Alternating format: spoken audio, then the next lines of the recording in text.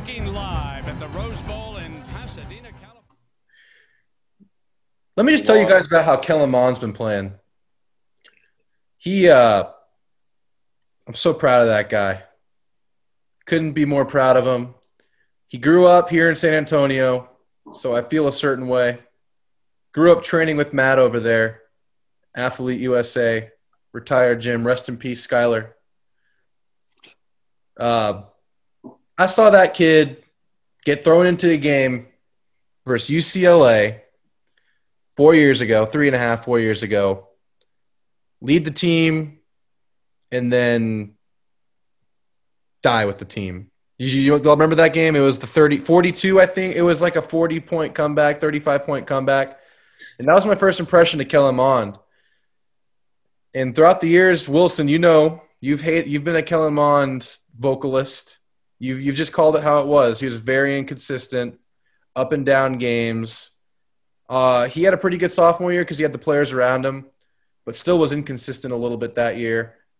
Inconsistent last year. And last year was a year where we didn't really have the talent around him, and we kind of knew our only chance for the year was if he was like a legit star, and that wasn't who he was last year. But this year, I mean, you look at him, you look at Kyle Trask, you look at a four-year quarterback. I mean, these guys are rugged, tough decision makers out there right now. They're just doing what they need to do. And it's just awesome to see Kellen poised in the huddle, leading people around, putting people in position, just never getting too high or too low, and just see him do his thing. It's been a joy to watch, and I'm here to see the rest of it. And I told you guys a few weeks ago, maybe I didn't, but I was telling Matt, his best football is ahead of him. The best Kellen Mond we're ever going to see right now is still ahead of us. He is better than he's ever been, and he's going to keep getting better. And everyone around him is going to keep getting better. So look out for Kellen. Look out for our sophomores. Yeah, well, I agree. I think you may be onto something there. My first impression of Kellen Mond was his 2018 game against Clemson. He played well, very well, although I'll say I think his receivers made a lot of amazing catches. He couldn't really build on his momentum, though. He was very inconsistent. He played well in the LSU game, though, that year. Then there was the 2019 season. As a whole, I don't think that was great for him. Andrew came up to the Clemson game. He thought his Ags were going to get a big win.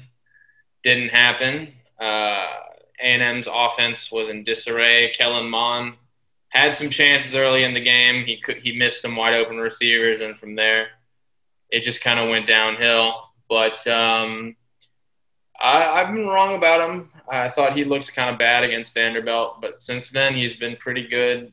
Jimbo looks like he may have figured him out, and I think A&M, you don't know. I don't think they'll get in the playoffs, but if they do, they could be pretty formidable opponent. So we'll see. I don't think, they would play Alabama if they got in. And I think that's a different game than before. And the first time they played, I'm sure y'all didn't watch as closely as I did or through the bias lens that I did, but that could have been a very different game based on like 2 or 3 plays. It could have been. There was a 4th down drop by Aniyah Smith, and I'll say his name because I know he would own it. He dropped a 4th down on like a drive before the half that would have cut it to 21-28, and instead they end up scoring like 2 more times before the half ends with 2 minutes left. And then there's the pick 6 by Kellen. So those are 2 plays that, are just huge. But they just exploited our biggest weakness at the time, which was our secondary, our deep coverage. But anyway, that'd be an interesting matchup to see. I look forward to the potential to do that. I look forward to the opportunity to do that if it comes. Offensive line, running back, receivers, all better this year than last year. That's why Kellen's doing so well. He's able to be himself with those tools around him in this kind of offense where you need those tools around you, this pro style where everyone has to be a weapon, and it's awesome.